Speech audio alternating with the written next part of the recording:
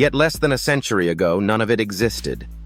So how did humanity, a species once limited to messengers on horseback, build a network spanning the entire planet? This is the story of the internet. For centuries, letters were humanity's fastest form of long-distance communication, carried by foot, horse, rail, and ship, often taking weeks or months to arrive. The telegraph, developed in the 1830s and 1840s, changed that, converting words into electrical pulses tapped in Morse code and sending them across vast distances in minutes, though only trained operators could use it. The telephone arrived in 1876, carrying the human voice down a wire, while newspapers, radio, and eventually television brought news and entertainment into homes. Yet each of these technologies was centralized and fragile. Destroy one exchange or transmitter, and the connection could vanish. Engineers began to dream of something sturdier. Military planners worried. What would happen to communication if a nuclear strike destroyed a central command center? In 1957, the Soviet Union launched Sputnik, the first artificial satellite, stunning American scientists and policymakers. In response, the United States created the Advanced Research Projects Agency, ARPA, to fund research that would keep the nation ahead of its rivals, including networks built to survive the loss of any single part. The answer took shape in a project called ARPANET, which connected computers directly to one another rather than through one central hub, so that if a single link failed, information could find another path. In 1969, its first nodes were installed at 4 American sites: UCLA, the Stanford Research Institute, UC Santa Barbara, and the University of Utah.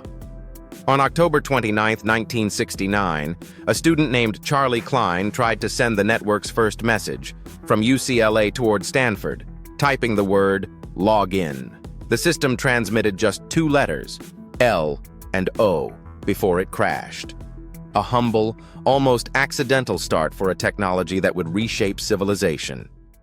Instead of sending a whole message down one line, it broke information into small, independent pieces, each carrying its own destination address.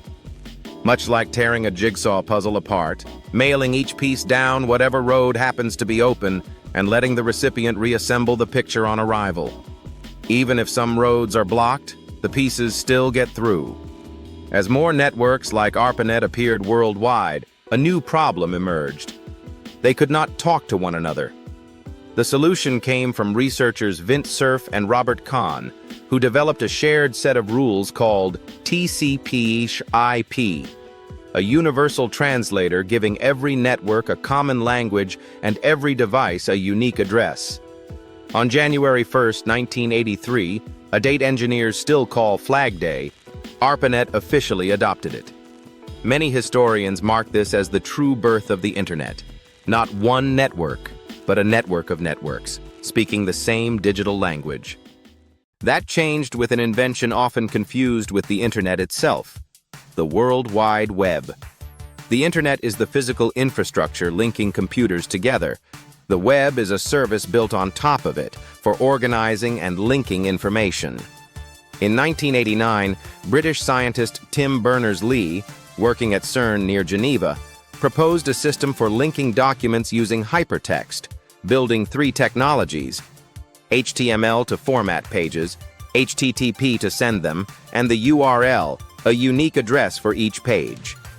In 1991, the world's first website went live, and within a few years the web turned the Internet into a public space used by millions. What followed was an explosion of invention. Electronic mail, using the now familiar @ symbol introduced by engineer Ray Tomlinson in the early 1970s, became the first digital form of personal correspondence. Browsers, such as Mosaic, and later Netscape, opened the web to ordinary users through the 1990s, while search engines like Yahoo and later Google, founded in 1998, tamed an internet growing too vast to explore by hand. Amazon and eBay pioneered online shopping, and social media turned ordinary users into publishers. In 2007, the iPhone helped bring the internet into people's pockets. and smartphones quickly became many people's primary connection to it. Cloud computing let data and software live across remote servers, while streaming let audiences watch nearly anything whenever they wished. Fiber optic cables, some running along the ocean floor, carry information as pulses of light. Wi-Fi freed devices from wires, satellites bring connectivity to the most remote corners of the globe, and fifth generation, or 5G mobile networks offer speeds once unimaginable. Behind the scenes, vast data centers full of humming servers process the staggering volume of information the world generates every second. Artificial intelligence now helps manage network traffic and personalize content, while the Internet of Things turns everyday objects, thermostats, factory machinery, household appliances, into participants on the network. Yet this achievement has not come without cost. The same openness that makes the Internet powerful also makes it vulnerable. Personal privacy has become harder to protect, as companies and governments gather enormous data about how people live and think.